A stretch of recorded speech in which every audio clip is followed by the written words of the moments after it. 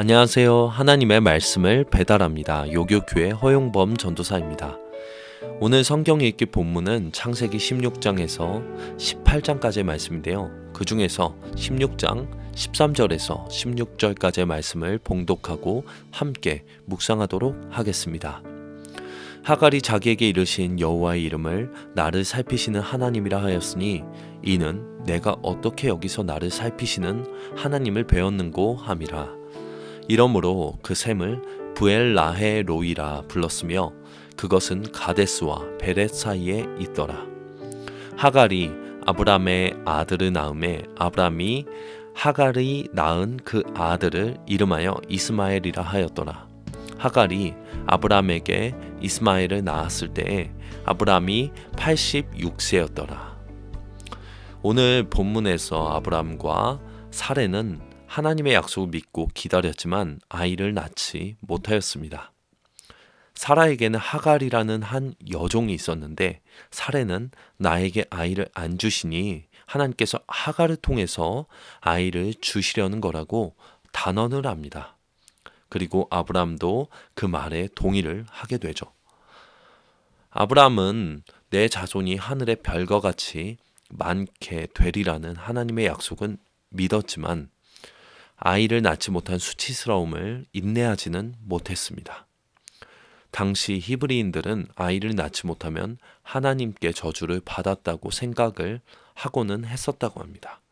그런 시대적인 인식과 상황들 속에서 아브람과 사레는 꽤나 합리적인 선택을 했었던 것이죠.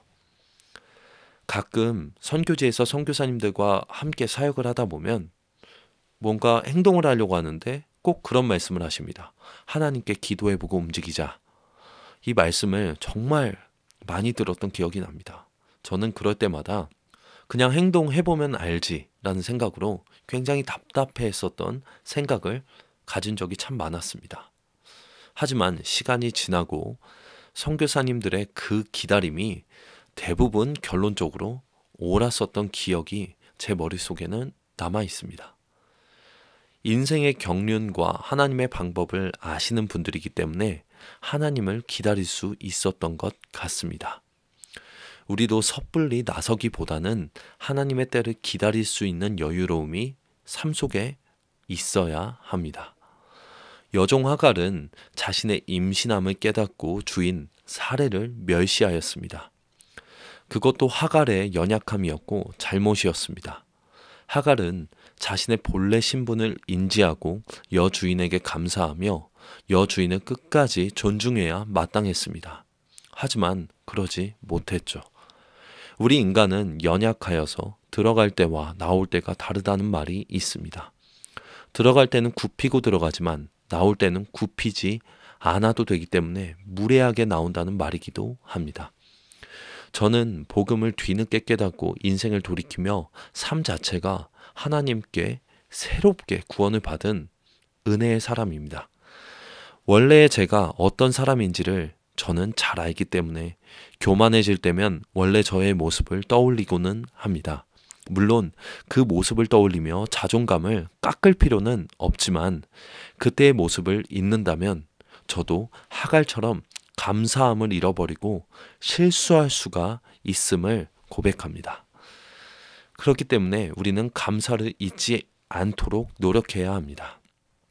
그리고 아브람은 둘의 갈등에서 질서대로 사레가 하갈을 학대하도록 냅두는 그런 장면을 오늘 본문을 통해서 볼 수 있습니다.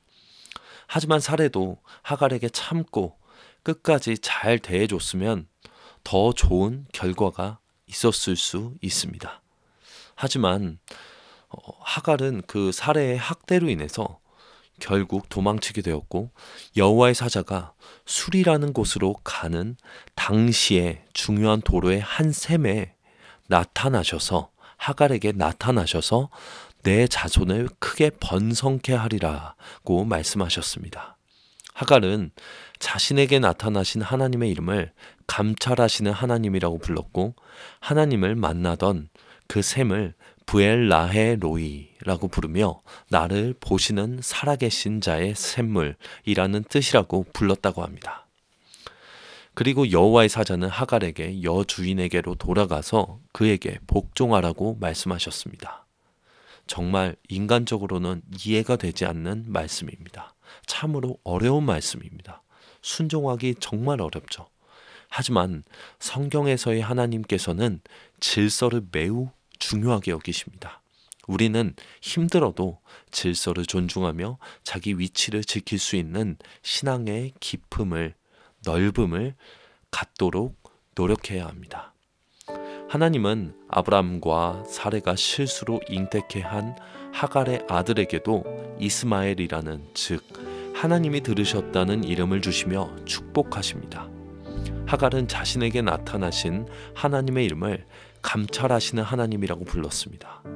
그의 인생은 막막하였지만 여호와의 사자를 만났을 때 나의 깊은 곳까지 감찰하시는 하나님을 경험했던 것입니다. 하갈은 하나님의 말씀을 듣고 나서 다시 돌아갑니다. 왜냐하면 하나님은 사랑이시라는 것을 경험했기 때문입니다.